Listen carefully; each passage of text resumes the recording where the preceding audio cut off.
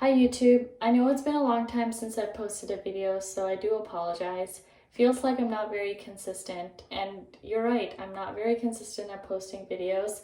It's been really strange lately, and I know that I'm not alone in how I feel about the current situation and the uncertain time we live in.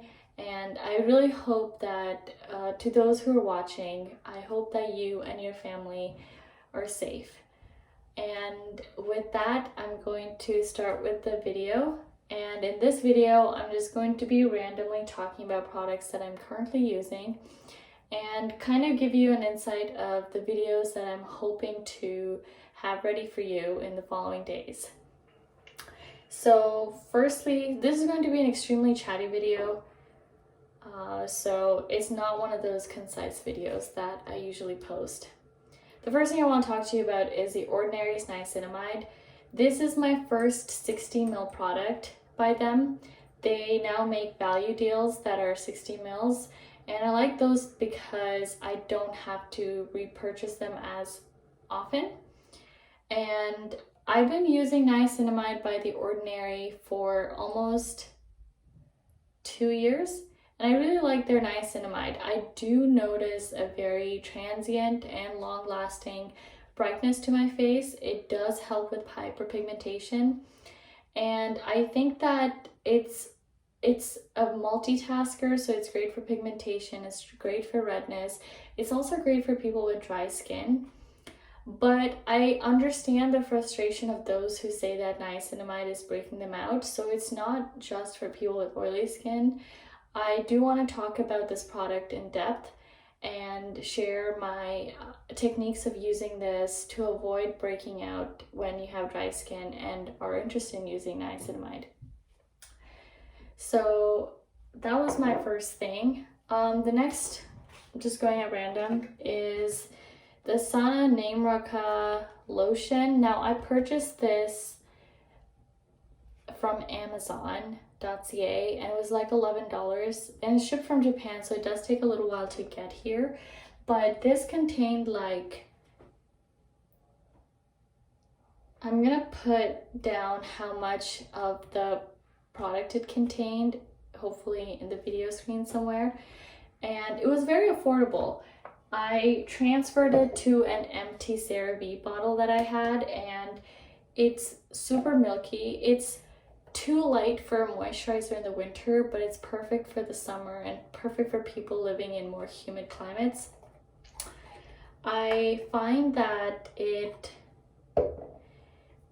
absorbs really fast, and also if you just have really dry, irritated skin, I think you can take a lot of you can use this and see a lot of benefits. Also for people with rosacea, soy isoflavones are particularly good for redness, so I think that might be helpful for you. I find that it's super moisturizing, and it really helps me deal with hyperpigmentation that I get after acne. So that is a great product. And oh, I've been using, this is my very first Inkey List product. I purchased this from Shoppers for, I believe, around $6-7. And I've been using it as an antioxidant before my sunscreen in the morning. And I use this as a first layer. And then I use my vitamin C serum. I've gone through quite a bit since I posted my video, so you can tell that I'm using it very regularly. You guys, using these two in combination, one after the other, before applying my sunscreen, I've noticed a lot of difference in the erythema that I experience over the course of the day. I experience a lot of redness because I use tretinoin, and using antioxidants before my sunscreen has increased the efficacy of the sunscreen for a longer period of time. The way I'm able to assess this is by looking at redness. My skin is so prone to redness, even though it's been 2.5 years since I've been on tretinoin. I think that if you are someone who is using Accutane or any of the other retinoids to help you with managing acne, or even for anti-aging benefits, I would highly suggest using antioxidants before using your sunscreen to enhance your sunscreen. Obviously, sunscreen's like the main thing you should be using. So I really enjoyed that. I purchased the Skin Aquas, the pink one, and I've used like 4 of these. This is my 5th one, I think. So I've been using this for a very long time. I believe my very first skincare video was with this, and I think I have like half of this left, and I love it. I love it so much. This, however, leaves a white cast in comparison to this, but it's very blendable and has the same UV protection and the same amount of the same texture. So it still feels the same, but it's super, it looks almost like lactocalamine. So I just have lactocalamine, for example. I'm just gonna go, yeah, they look pretty similar. Anyway, so it does leave a white cast in comparison to the yellow bottle, and it does have a pigment that's supposed to deflect light and make you look, I don't know, whatever people are going for in Japan, and I think that's like lighter skin. That's not my intention. I purchased this because this was significantly cheaper than the blue version, which is the same as this. It's just a different package. This was like $10 US, which happened to be cheaper than the blue one, which was like $15. I would still recommend this for people because it does have really strong sun protection, and it's such a cute bottle that you can just carry with you everywhere. In addition to that, this has a compound that helps to deal with sebum production on our skin, and not a lot of products have that, and I would highly recommend this for oily skin people and also for people who run outdoors. I don't know how much people are running outdoors these days. I did see people out and about today because the weather was fantastic.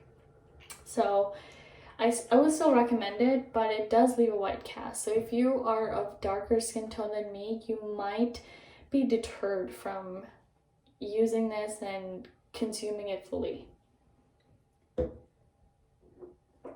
Next, I want to talk about Tretinoin. I will do more videos on my use and experience of Tretinoin. I was recommended Tretinoin by a dermatologist. I was referred to the dermatologist by my doctor, and this was in 2017. So I had just finished my undergrad, and I had a bout of acne and horrible pigmentation because I wasn't using sunscreen, and I was getting like the frequency of pimples and acne that I was getting was just too fast, and was leaving like horrible marks all over my face. So I didn't really know anything about Tretinoin even after I was prescribed this by my doctor, and it took a lot of personal like research to kind of figure out how to use this, a lot of trial and error. So Tretinoin is not an easy product to use, but once you start using it, it is so hard to let go of because the benefits are there, and it's very obvious, and it's very like long lasting. I mean, if you but there's no point of using Tretinoin if you can't commit to sunscreen. So I definitely enjoy using Tretinoin. As I said previously, it's been 2.5 years of my using Tretinoin. I'm 25 now, and I don't think I'm going to go up to a higher concentration of Tretinoin, just because I think 0.025 is a pretty good percentage, and it still makes me peel. I mean, it made me peel when I first started using it, and then I've been using the Ordinary's buffet with copper peptides, and I like to keep it in the box just because it gives it added protection from UV light. So I've been using this, alternating with this, and it makes my skin peel. I cannot explain why it's doing this. There is very limited research that is easily accessible by regular people like us to read up on copper peptides. From what I'm reading, I'm just understanding that it is sort of like zinc, but it encourages skin repair. And zinc is more on the anti-inflammatory side, but zinc is also a metal, and so is copper. So I really enjoy using this. However, it's a little bit hard to incorporate into my particular skincare routine, so I did have a hard time getting started on this and trying to get myself to use it more frequently, but I really enjoy it. I will be doing more in-depth video once I finish the entire product. What else?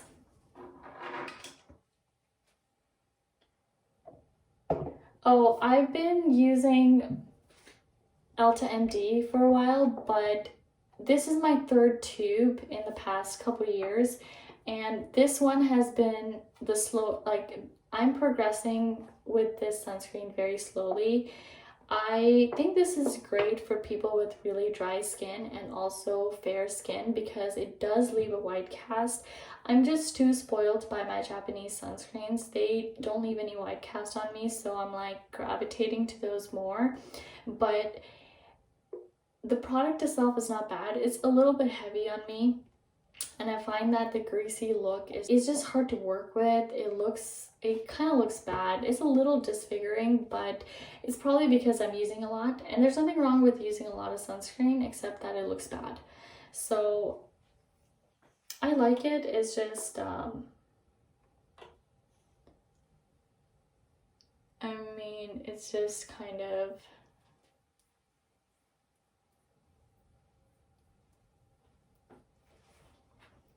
it's heavy, but it works. It's a very effective sunscreen. So I'm gonna keep using this. There's nothing wrong with it. I've used one bottle of Tranexamic acid that I found on AliExpress. It's a Japanese e-commerce website that sells random trinkets. This is my second one. I haven't opened it. I'm gonna open it tonight. I've used an entire bottle of this, and it does work really efficiently to help with pigmentation. If you're someone with melasma, post-inflammatory hyperpigmentation, I do think that you can see a lot of benefit, but I would suggest talking to a doctor if you're hesitant. I don't encourage you to go online to AliExpress to purchase this just because it works for me. I cannot be sure that it would be helpful for you. And but to comment on the ingredient of tranexamic acid, I do think that it works. But again, just like any melanin inhibiting, redness reducing product that I've mentioned so far for acne marks, it requires a lot of diligent sunscreen usage.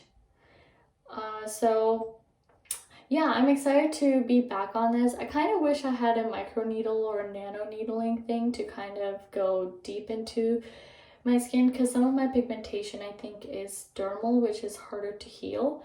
But tretinoin is supposed to help with both dermal and epidermal pigmentation, irregular pigmentation. So I think it's just a time thing. I think it's going to take a longer time to see effects, but I'm hesitant to purchase anything on the American website, even though I live really close to the States, like I'm in Southern Ontario, just because the borders are closed and our dollar is dropping, y'all. Like, I remember seeing it at like 145. Like, that is just way too high. So I don't really want to buy things on the American websites right now because it's just kind of, our oil prices are like a 63 cents a barrel. It's not looking very good. It's just a strange time. Another product I want to talk to you about is Aveeno's Baby Eczema Relief Moisturizer. This is my third tub, and I've bought some for my parents and they love it. I haven't used much of this, as you can tell, but this is such a it's such a luxury to use this product. It is super soft and moisturizing. Oh, I feel so good. I have really bad dry skin around my eyes. My mom thinks it's because my eyes are sensitive to sunscreen. It could be that, but I don't know. I really like it. So this product has 1% colloidal oatmeal, which is great for dealing with eczema, skin irritation, like bug bites. It's great at reducing inflammation. So I would highly recommend this because it's also fragrance free. It is expensive. When I purchased this last year, it was $20, but now it's like $22. I don't know why. And this isn't even before, this is before coronavirus was a thing. Speaking of colloidal oatmeal, Aveeno has colloidal oatmeal packets that they sell for eczema relief. Packets that go into, they're basically packets of colloidal oatmeal that you throw into your bath. You kind of soak yourself in there for like 10 minutes.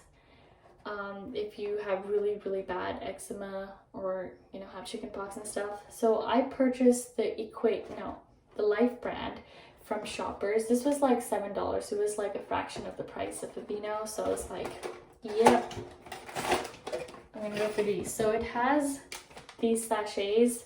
I believe each of these has around 42.5, so 43, almost 43 grams of colloidal oatmeal in it.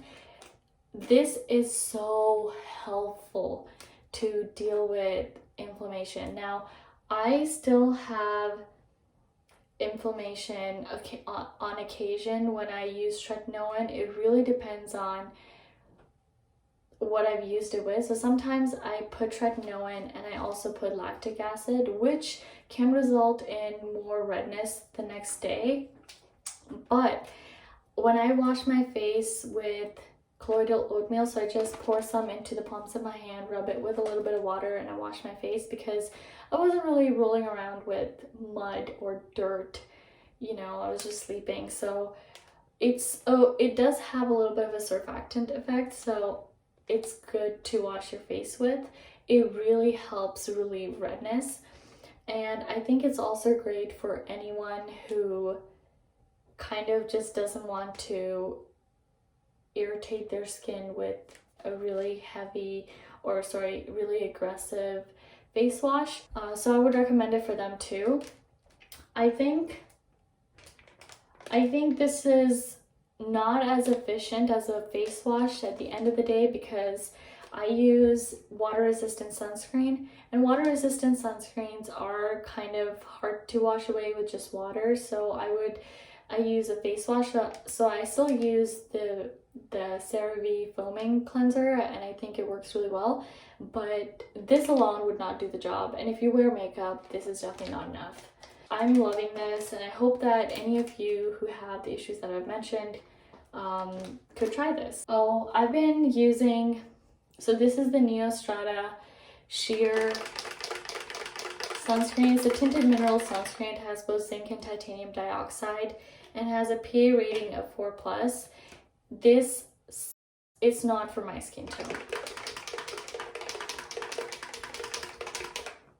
You can only use very little to prevent the bluish purple white cast, the grayish ashy look. So I just have a hard time finishing this up. It's definitely not a product that I would recommend to people of color. It's not a product that I would recommend for people who care about what they look like. It's not a bad product. It's just not something I can use. If I can only use a few drops, that's not enough sun protection.